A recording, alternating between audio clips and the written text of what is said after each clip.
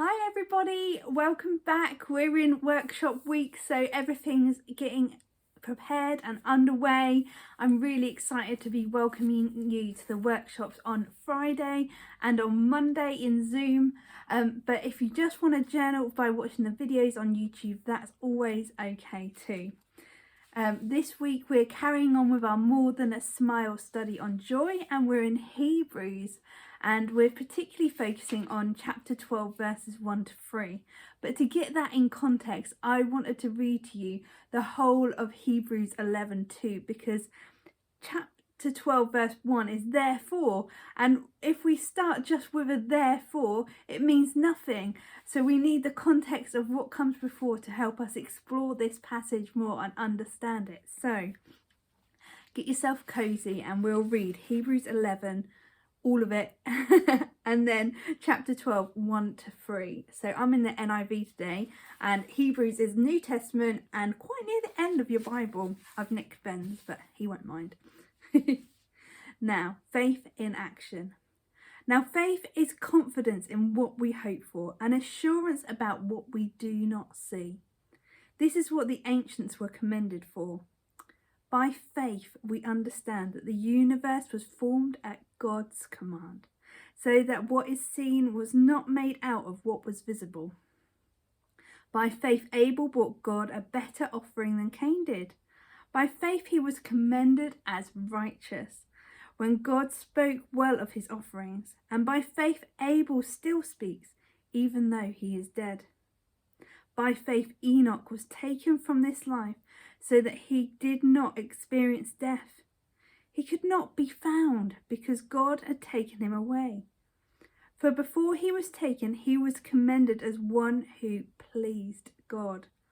And without faith, it is impossible to please God, because anyone who comes to him must believe that he exists and that he rewards those who earnestly seek him. By faith, Noah, when warned about things not yet seen in holy fear, built an ark to save his family. By his faith, he commended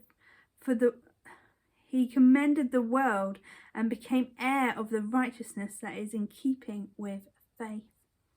By faith, Abraham, when called to go to a place he would later receive as his inheritance, obeyed and went.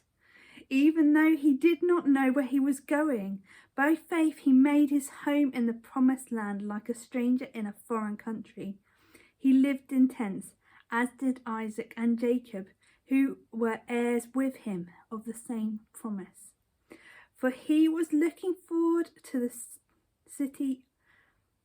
city with foundations, whose architect and builder is God. And by faith, even Sarah, who was past childbearing age, was unable to bear children because she considered him faithful who had made the promise. And so from this one man, and he as good as dead, came descendants as numerous as the stars in the sky and as countless as the sand on the seashore. All these people were still living by faith when they died. They did not receive the things they had promised. They only saw them and welcomed them from a distance, admitting they were foreigners and strangers on earth. People who say such things show that they are looking for a country of their own. If they had been thinking of the country they had left, they would have had opportunity to return. Instead, they were longing for a better country, a heavenly one. Therefore, God is not ashamed to be called their God, for he has prepared a city for them. By faith, Abraham, when God tested him, offered Isaac as a sacrifice. He who had embraced the promises was about to sacrifice his one and only son. Even though God had said to him, "It is through Isaac that your offspring will be reckoned," Abraham reasoned that God could even raise the dead. So in a manner of speaking, he did receive Isaac back from death.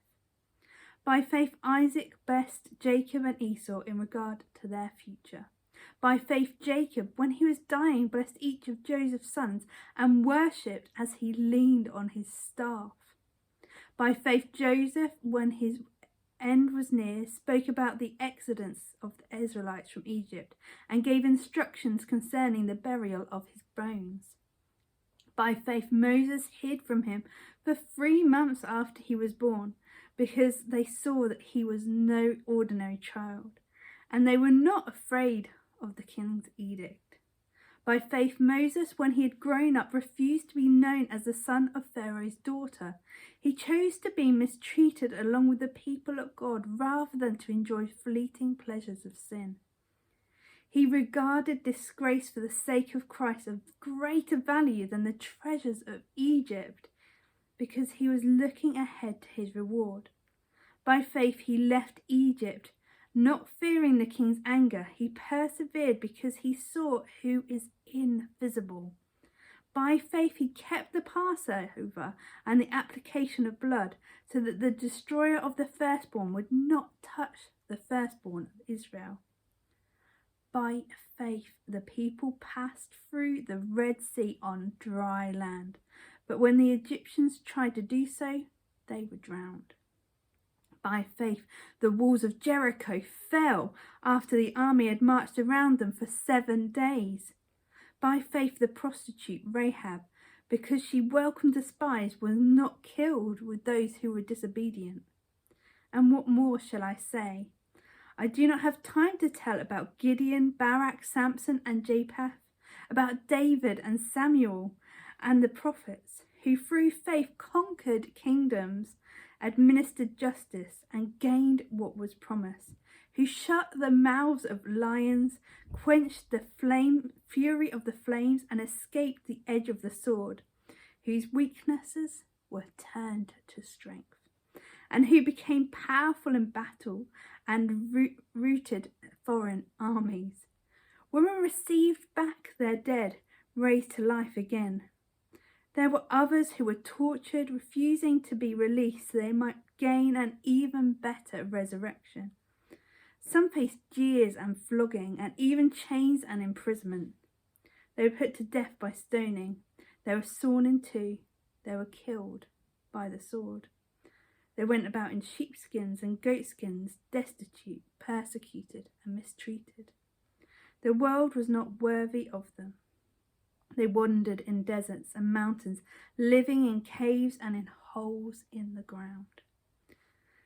These were all commended for their faith, yet none of them received what had been promised, since God had planned something better for us, so that only together with us would they be made perfect.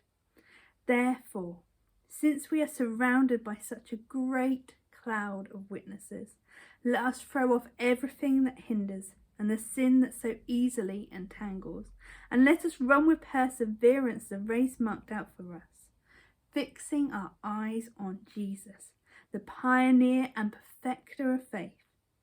For the joy set before him, he endured the cross, scorning shame, and sat down at the right hand of the throne of God.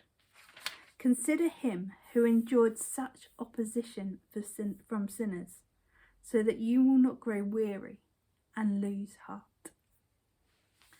Praying for you as we gather together this week online, and just rejoicing in the fact that God is holding you. I look forward to seeing you really soon. Lots of love.